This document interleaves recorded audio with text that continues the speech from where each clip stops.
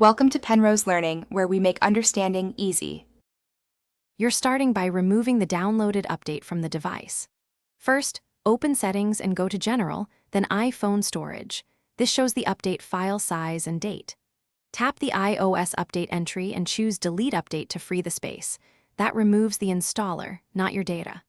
Once done, go to Software Update, open Automatic Updates, and disable both Download iOS Updates and Install iOS Updates to stop re-downloads.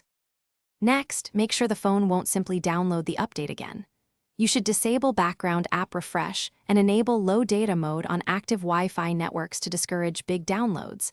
This is temporary, but effective.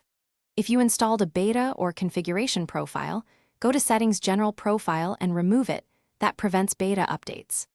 Once removed, restart the phone to clear caches and confirm the update entry no longer appears in Software Update. To finish, if the update still shows or reinstall attempts fail, back up your iPhone and use Finder or iTunes on a Mac/PC to restore to the current iOS or reinstall the desired build. That removes any stuck installer. You can also perform a force restart to interrupt installs. Follow your model's specific button sequence.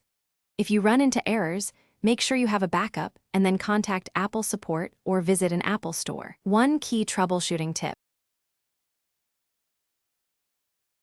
Thanks for watching. If this was helpful, leave a like and consider subscribing. See you next time.